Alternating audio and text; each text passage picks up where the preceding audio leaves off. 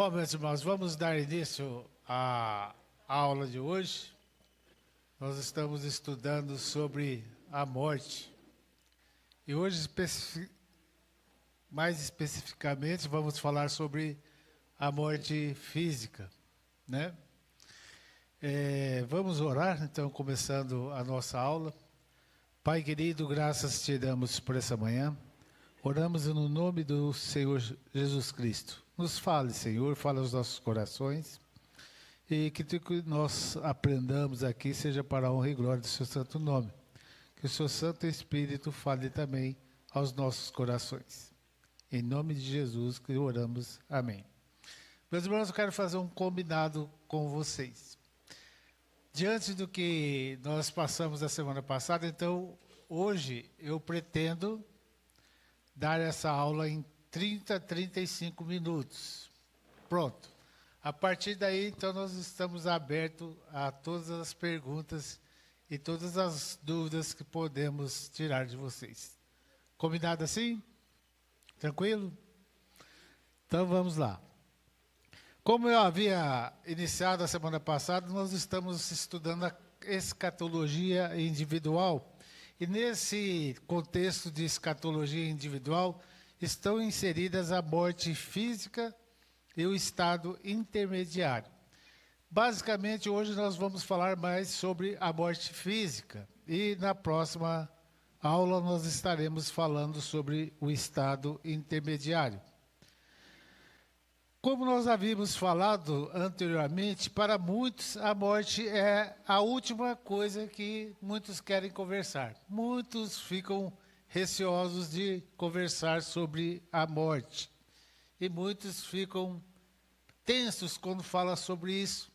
É uma questão que muitos ficam preocupados. O que vai acontecer depois que nós morrermos? E a mais democrática também.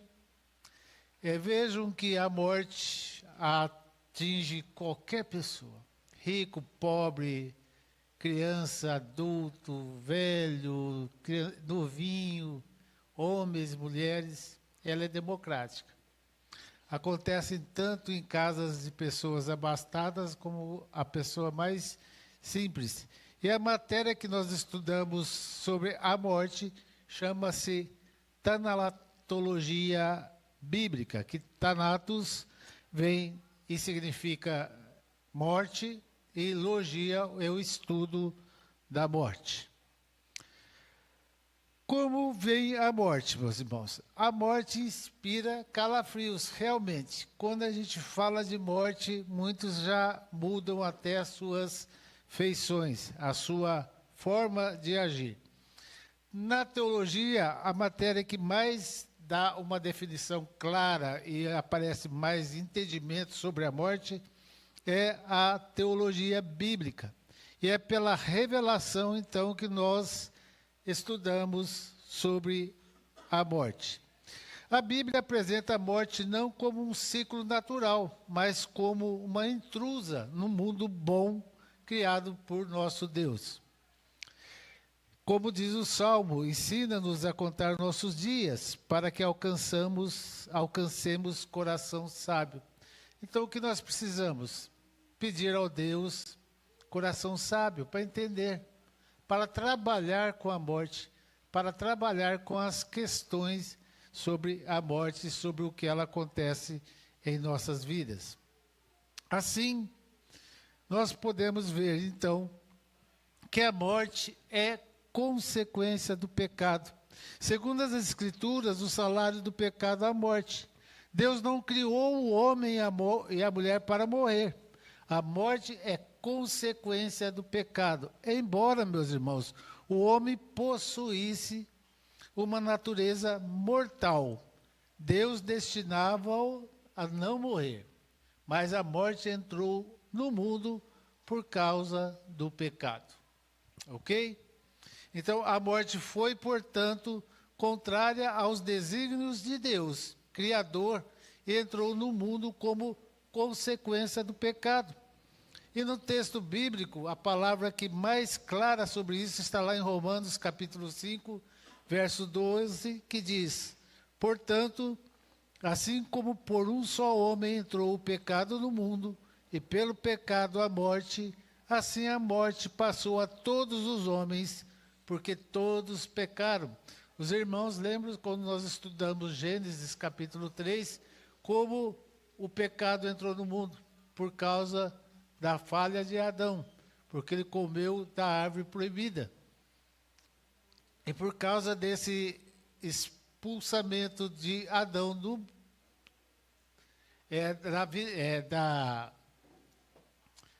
Éden, do jardim do Éden, o que aconteceu? Todos pecaram, e isso foi transmitido a todos os homens. E Davi fala bem isso lá em Salmo 51. Então, meus irmãos, João Calvino, citando sobre isso, estudando Gênesis capítulo 2, verso 17, diz: Deus não criou o homem para a morte, mas para a vida. A morte é castigo da transgressão. Por causa do pecado de Adão, todos então ficaram no pecado. Assim, meus irmãos, muitos autores trabalham sobre isso. Por exemplo, R.C. Sproul fala que a morte é uma penalidade judicial. Não fomos criados para morrer, mas para viver, aquilo que nós falamos agora há pouco. Mas o salário da morte é o pecado. Então, a morte é o quê? É a separação da alma e do corpo. A morte física, isso que nós vamos entrar nesse assunto agora, fala que essa separação, onde a alma separa-se do corpo. O homem integral, nesse sentido, fala sobre isso. Mas o que acontece quando a pessoa morre? Eclesiastes 2, 12, 7, diz: o pó volte à terra, como era, e o espírito volte a Deus que nos deu. Então, o que nós observamos aqui? Nós temos o corpo, que é a parte material, e nós temos a alma, que é a parte imaterial disso, que junto com elas são responsáveis pela nossa mente, pelas nossas vontades, pelas nossas emoções, e tudo isso engloba, então, a integralidade do homem, tornando-se, então, uma só pessoa, formada pelo corpo e pela alma. Assim, então, é o ser humano, é o ser criado por Deus.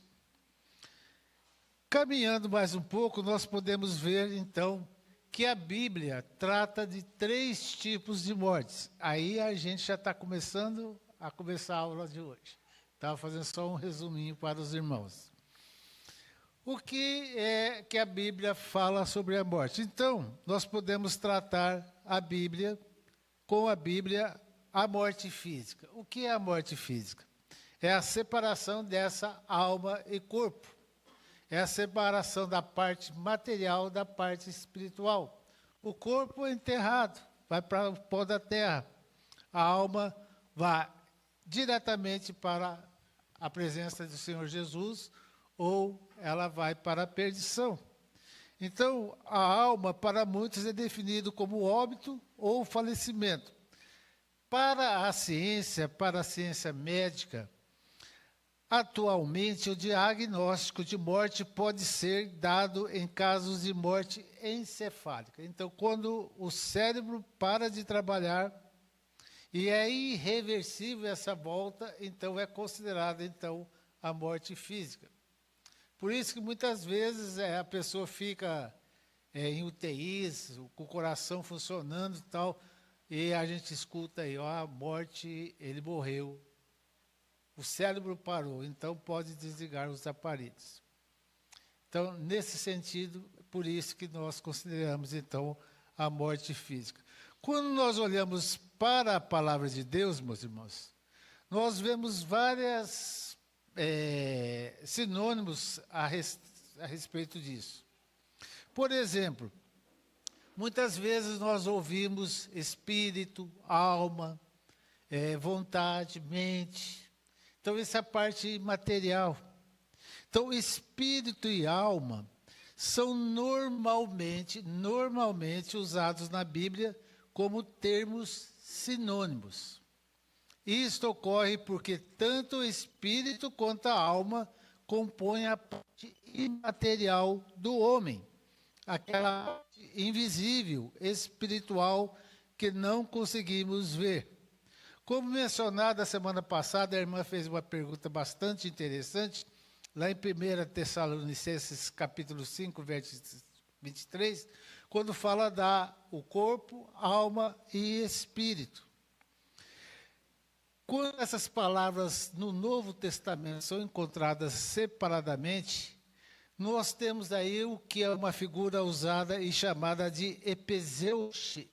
Não sei se é assim que fala, reverendo, mas eu acho que é isso. No grego significa o quê? Ele quer enfatizar essa parte imaterial do homem. Então, quando ele fala assim, por exemplo, no Antigo Testamento, nós falamos, quando Deus é santíssimo, no hebraico não existe o superlativo de santíssimo, por isso que a gente encontra santo, santo, santo, para representar então uma superlativo. No grego vai quase ao mesmo sentido, então, nesse sentido, uma ideia de enfatizar essa estrutura imaterial do ser humano, alma e espírito. Tanto que no Novo Testamento, meus irmãos, nós encontramos alguns termos interessantes. Vemos várias vezes sendo citadas no Novo Testamento algumas expressões bíblicas. Por exemplo, retorno ao pó. Né? Quem retornou ao pó? Foi o corpo, foi enterrado. Deixar o tabernáculo, que a alma deixou o corpo onde ela estava inserida. Um sono ou um estar adormecido, dormindo. Quando essa última expressão, devemos lembrar que quem dorme é o corpo do homem, tá? A alma não dorme.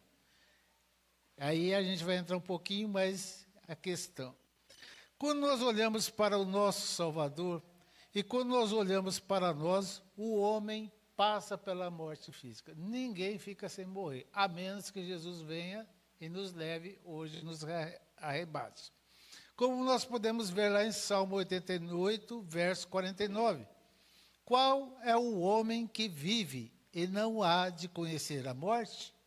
Qual o homem que não vai conhecer a morte? Pode ficar tranquilo, tranquilo. Se Jesus não voltar, nós vamos morrer. Em algum momento, nós vamos morrer. Hebreus 13, 14 diz assim, porque não temos aqui cidade permanente. Nós não estamos aqui para viver eternamente com esse corpo pecador, esse corpo que vai se deteriorando com o passar do tempo. E a morte também era muito estudada aí no princípio do século IV. Jerônimo, ele comenta o seguinte sobre a morte física. Tanto morre o justo como o ímpio. Isso naquela questão como que a morte é democrática, ela serve para todo mundo. O ímpio, o bom como o mau, o limpo como o sujo, o que oferece sacrifícios como o que não os oferece, a mesma sorte tem o bom como o que peca, o que jura como o que teme o juramento. Agostinho também fala sobre isso.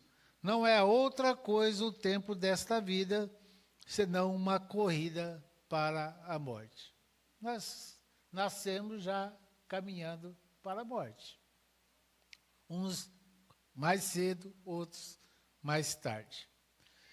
Outra forma de morte que encontramos na Bíblia, meus irmãos, é a morte espiritual.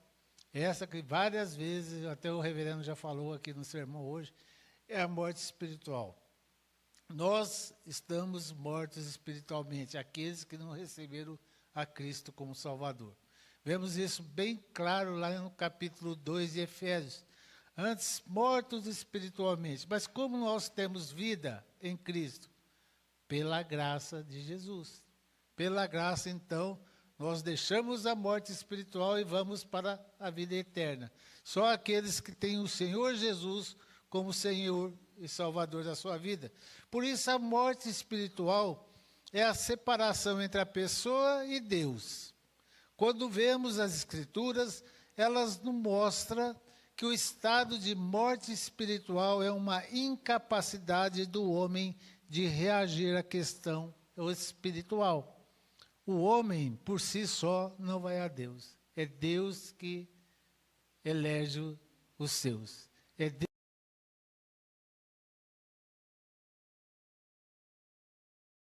Quando Adão e Eva quebraram essa comunhão com Deus no paraíso, eles pecaram e tomaram consciência do seu erro.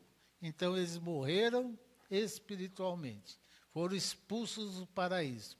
E como essa volta para o relacionamento com Deus? Só por meio do sacrifício perfeito em Cristo Jesus. Então nós vimos a morte física e também a morte espiritual. E o terceiro tipo de morte que nós vemos na palavra de Deus, trata-se da morte eterna. Segundo Apocalipse, refere-se à segunda morte. A segunda morte, ou morte eterna, é um período infinito de punição e separação da presença de Deus. A concretização do estado de perdição do indivíduo que estiver espiritualmente morto no momento da morte física. O que vai a pessoa, o ímpio, quando morre, o que vai acontecer com ele? Ele vai por juízo de Deus, juízo eterno. Ele tem a morte eterna. Por quê? Ele não foi salvo em Cristo Jesus. Assim, como nós podemos aplicar isso nas nossas vidas? Como é bom ser agraciado pela salvação, saber que tragada foi a morte pela vitória. Jesus Cristo ressuscitou dos mortos. Ele é as primícias dos que dormem. Todos pecaram então em Adão e por isso todos morrem. Só enfatizando de novo. A cabeça federal estão sob ele. Em Adão todos caem, em Cristo muitos serão vivificados. Em Adão, todos pecaram, todos estão perdidos, mortos espiritualmente. Mas em Cristo, aqueles que ele elegeu serão vivificados. Tranquilo? Então, como Cristo venceu a morte por nós? A morte foi tragada pela vitória. Mas tal vitória já foi alcançada por Cristo. Veja o que fala Romanos 6, verso 9. Cristo, ressuscitado dos mortos, não morre mais, nem a morte terá mais domínio sobre ele. Cristo teve a morte física, mas Cristo não teve a morte espiritual. Ok? Aí, se vocês quiserem, depois a gente pode entrar um pouquinho nesse assunto, mas a gente vai caminhando um pouquinho. Assim, meus irmãos, como é a morte para o crente?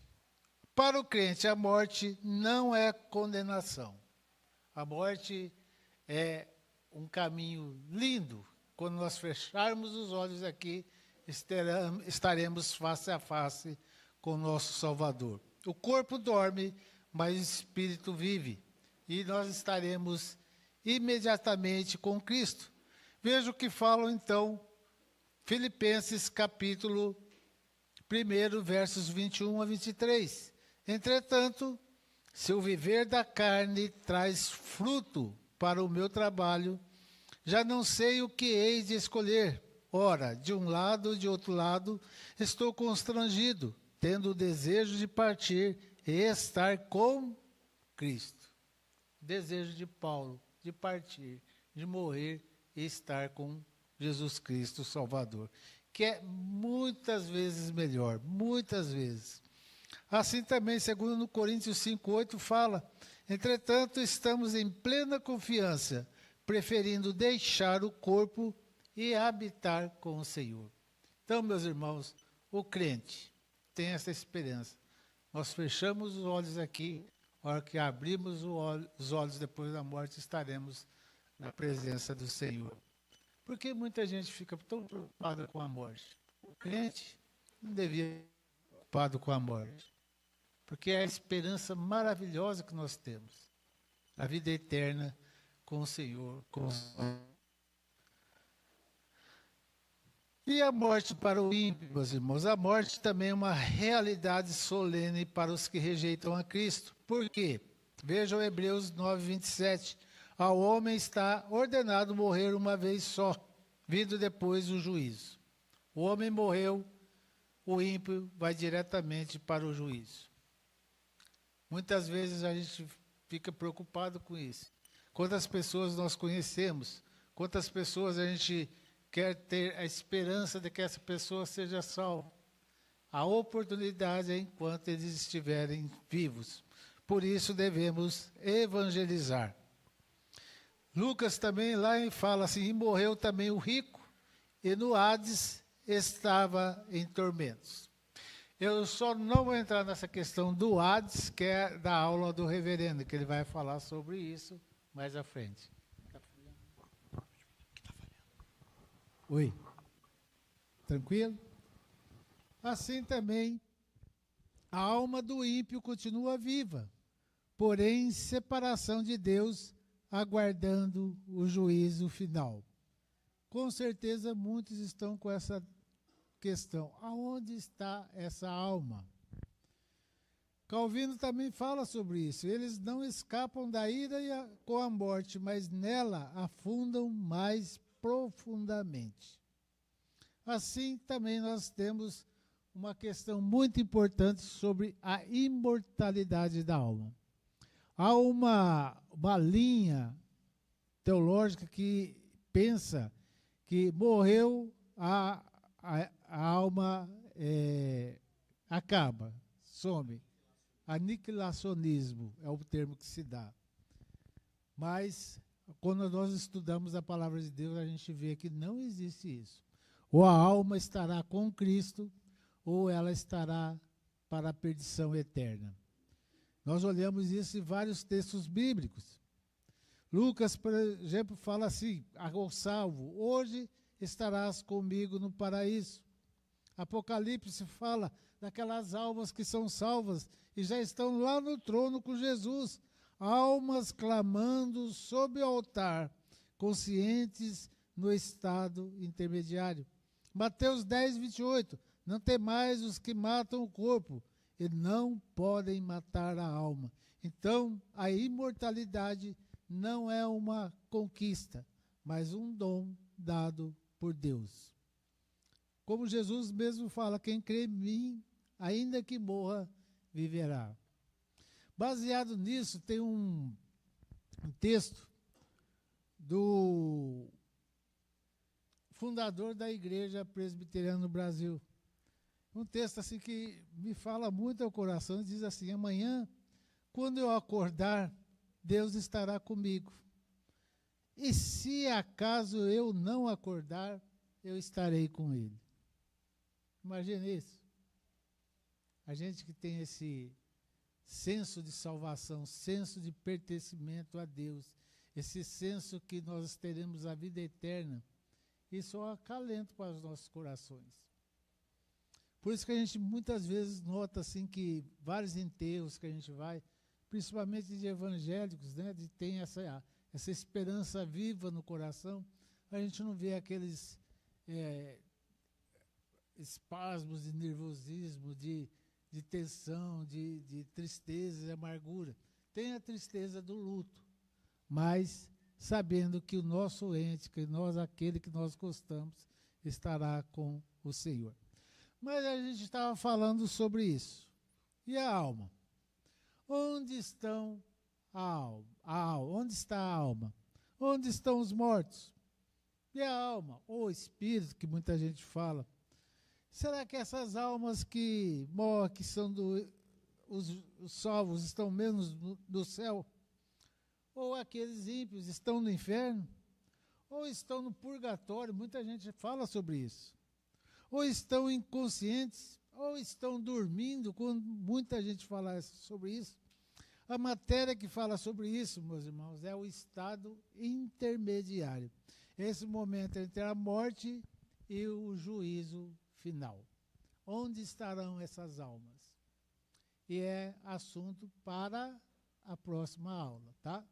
Hoje nós estamos falando só sobre a morte física. É assim para ficar aguçando a curiosidade. Mas quando nós falamos de morte, eu estou no meu tempo ainda, quando nós falamos sobre morte, nós falamos sobre luto. E eu queria trazer aqui uma pequena reflexão, o que nós podemos fazer para ajudarmos pessoas que estão com dores de luto, dificuldades de luto. Então, a família em situação de perda ou de luto precisa repartir suas dores e entender suas emoções. Sentimentos de pesar, raiva e culpa acabam se misturando, esgotando aquele que está apoiando as famílias. Por isso, nós precisamos entender, meus irmãos, como essa questão do luto, como essa questão do vale do luto, que é chamado assim, é um momento que nós olhamos desde o momento da morte até quando nós temos já aquela viva esperança. O vale do luto funciona da seguinte forma: a perda, a morte da pessoa querida, a morte do ente querido. Nesse momento, meus irmãos, nós temos o primeiro estágio, o impacto, aquele impacto. Tal pessoa faleceu. Seu esposo, sua esposa, seu pai, seu filho. O que acontece nesse estágio? Primeiro, aquele choque. A pessoa fica em estado de choque. Em segundo lugar, há uma tremenda dormência, uma pequena dormência. Há a negação, mas não, morreu, como morreu? Depois nós temos o esgotamento emocional. A pessoa começa a cair a sua alegria, a sua tensão começa a aflorar em seu coração. E aí nós vamos para o estágio 2. Como nós devemos lidar com a dor? Inicialmente, muitas vezes nós lidamos com raiva. Quantos a gente ouve assim, mas por que Deus levou meu esposo, minha esposa? Por que Deus levou meu filho, minha filha? Aquela sensação até de raiva. A gente até ouve alguns relatos de pessoas que, com o tempo, até se afastam de Deus, culpando a Deus pela morte dos seus filhos. Há o questionamento, como eu falei agora, a desorganização da vida da pessoa, materialmente também, e há o medo do que vai acontecer com ela depois. E há também o pânico, além da busca de algo que precisa. Assim nós estaremos no estágio 3, encarando essa dor, essa dor da alma. Como nós podemos fazer isso? Às vezes, no sentido culpado. Será que eu fui culpado por esse acidente, essa coisa? Como a gente foi ontem num culto de ação de graças, né? A pessoa falando, pô, aquele acidente, se eu não tivesse dormido no volante, não precisava ter batido. Daí eu fui avisado. Às vezes aparece aquela culpa, mas como a gente já viu muitas vezes na palavra de Deus, Deus permite que aconteçam essas coisas para que nós nos voltemos mais a Ele. Então a culpa às vezes traz isso e também traz essa questão de procurarmos a Deus. E muitas vezes as pessoas se sentem solitárias. Também elas vivem num momento de isolamento. Além disso, meus irmãos, vai criando uma ansiedade na pessoa. E ela precisa do quê? De um aconselhamento. Precisa de um pastor, precisa de um presbítero, precisa de um ombro amigo, uma pessoa que chore ali com ela no momento de dor. Eu lembro desse momento também, quando meu pai faleceu. Na minha família eu sou aquele que faz as questões todas de enterro. Aí eu cheguei no cemitério 7 horas da manhã para receber o corpo. E assim chegou um amigo nosso, a Zé conhece ele, o Daniel. Eu vim aqui para ficar com você, porque eu sabia que você ia estar sozinho. Olha, isso traz uma paz tão boa na vida da gente. Quantas pessoas elas sofrem uma perda muito grande e precisam de um carinho, precisam de uma palavra, ou às vezes só de um abraço.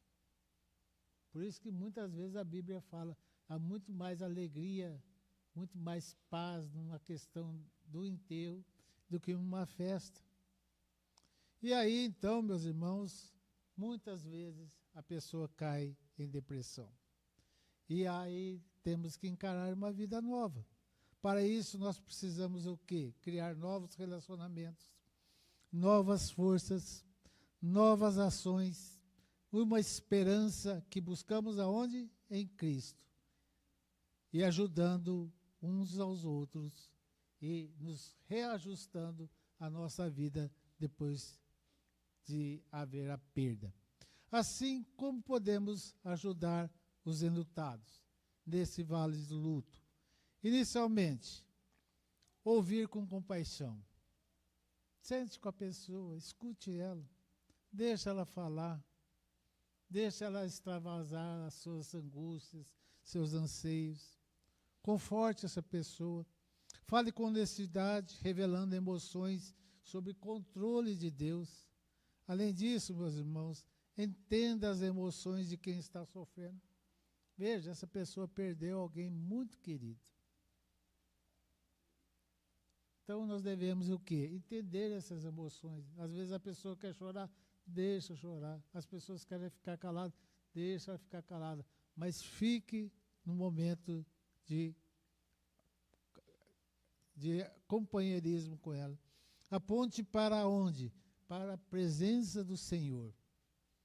Aponte isso. Lá em 2 Coríntios fala sobre consoladores. Busque o consolo do Senhor em sua palavra. Onde nós buscamos consolo? Na palavra de Deus. É lá que nós buscamos consolo. Além disso, conduza a graça que fortalece em oposição à autopiedade. E além disso também, assegure os recursos da igreja em geral e dos membros em particular. Ore pela pessoa enlutada. Então, se você sabe alguém que perdeu um ente na sua igreja, não deixe de visitá-la, não deixe de estar com ela nesse momento de dor. Olhe isso, faça isso. Ponha os olhos no futuro como orientação para o presente, sabendo que aquela pessoa logo, logo estará ou já está com Deus. Então isso seja um conforto para a nossa alma, para as nossas vidas. Assim, meus irmãos, concluindo, a morte física é consequência do pecado, mas foi vencida com Cristo. O cristão deve viver preparado, não com medo, mas com esperança. Apocalipse 21:4 diz: e não haverá mais morte, nem pranto, nem dor. Salmo 116:15 diz: preciosa é a vista do Senhor, a morte dos seus santos. Gosto muito de frases elaboradas. Vejam essa aqui de William Graham. Um dia você vai ouvir falar que Billy Graham morreu. Não acredite. Naquele dia eu vou estar mais vivo do que nunca. Vou ter apenas mudado de endereço. Saio da terra dos mortos para a terra dos vivos, conduzido por meu Senhor e Salvador. Assim, devemos viver nesse mundo com os olhos no céu, pois a morte não nos vence. Cristo a venceu em nosso lugar. 36 minutos e 30 segundos. Amém? Os irmãos, está aberto para as perguntas. As difíceis, o reverendo Quaresma está aí para responder. Algum questionamento, alguma pergunta? Oi? Vai lá. Oi. Quando o senhor falou, usando o texto do ladrão na cruz, hoje mesmo estarás comigo no paraíso, dá a entender, e o senhor falou isso também, que a gente fecha os olhos aqui, com Cristo. Pois é. E aí, como é que fica o estado intermediário? De quem? É a pergunta.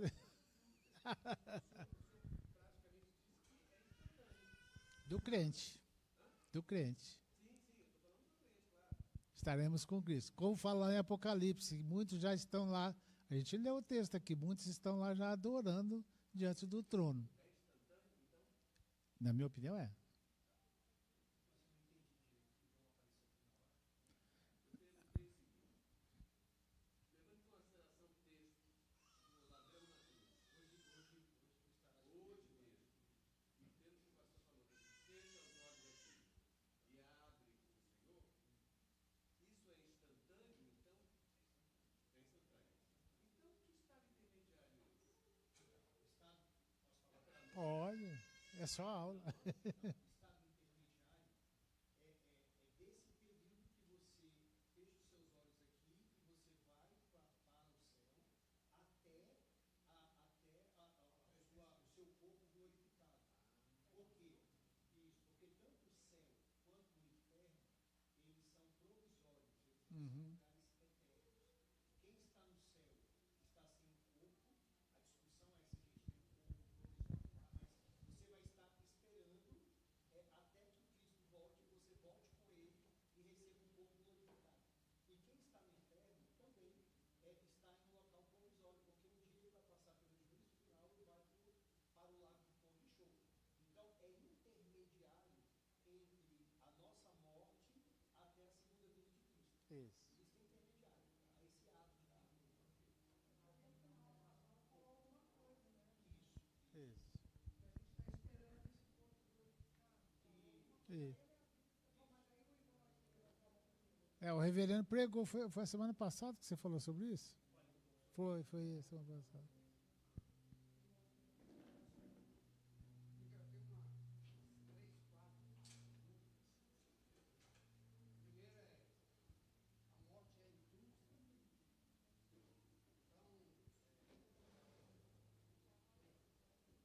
Primeiro a morte é injusta. Então, Adão e Eva, ele só houve livre-arbítrio naquele mundo. O único ser humano que tem livre-arbítrio, teve livre-arbítrio, não era Eva. Certo? Porque ela induz que Deus permitiu. Primeira coisa, né? Aham.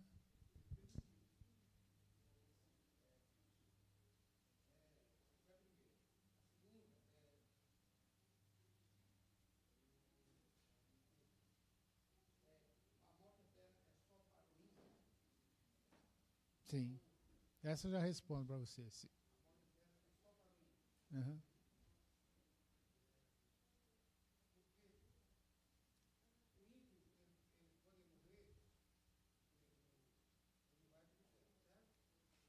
O ímpio vai para esse estado intermediário aqui. É o inferno. É o provisório. É o provisório. Vamos para o céu na presença de Jesus. Eternamente. Isso. Eternamente vamos para o salvo. O salvo, a alma, vai com Cristo. Até o dia do juízo final. Esse aí que o reverendo está falando. Até o juízo final. No juízo final, o que vai fazer? Vai colar de novo o corpo glorificado, a alma, e aí nós vamos para a vida eterna. O ímpio vai para a perdição. Ah.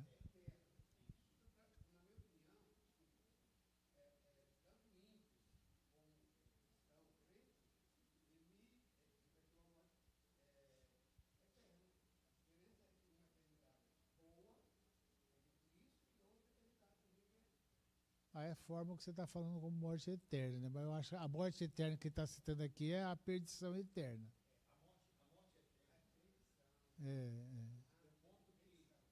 O ponto que a gente deve raciocinar é esse termo, morte eterna, ele está se referindo ao quê?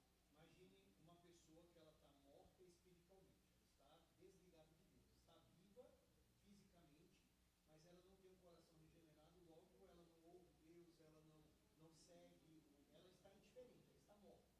Tá? Se essa pessoa morrer fisicamente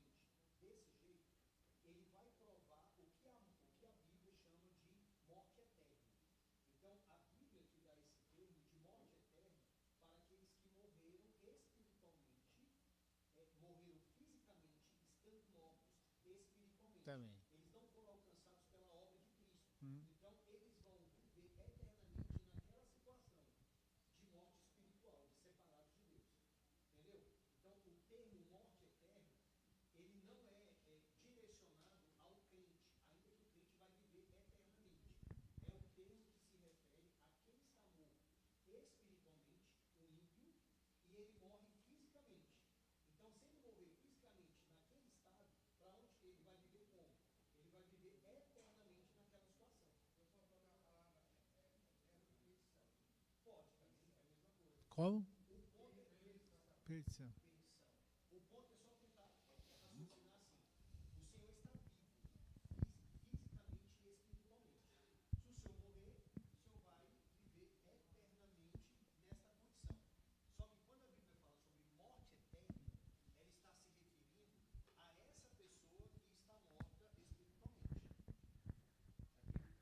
Aquele que ouve a minha palavra, crê naquele que me enviou, não entra em juízo, Isso. mas já passou da morte Para a vida. Para a vida. E até aquele, e ainda tem uma continuidade do texto, quando fala sobre aquele, mesmo os que estão mortos viverão. Que, no caso, até para quem já morreu, mas estão vivos espiritualmente, um dia vai reviver. E aí está falando da ressurreição. Entendeu? Mas o ponto é isso aí. Morte É. eterna está se dirigindo a eles. Só uma observação nesse texto que o Donato leu, é muito interessante de perceber aqueles que estão mortos, ou seja, a Bíblia considera aqueles que estão aqui na terra mortos, Espiritualmente. mortos, É. não tem mais salvação para eles. Quando regenerado e salvo, ele ressuscita, que é o que nós fazemos no batismo, tem a simbologia da volta, né, do Espírito que ressuscitou. Então ele passa a ter vida e não tem lugar na segunda morte. Isso. Então, É. é muito interessante isso. Quer dizer, ele vai passar, perde o seu corpo físico. Né? É muito interessante. Uma maneira fácil que eu acho de entender isso, de explicar para as pessoas, é olhar para a própria pessoa de Cristo, que morreu fisicamente e aqui na terra. Abram a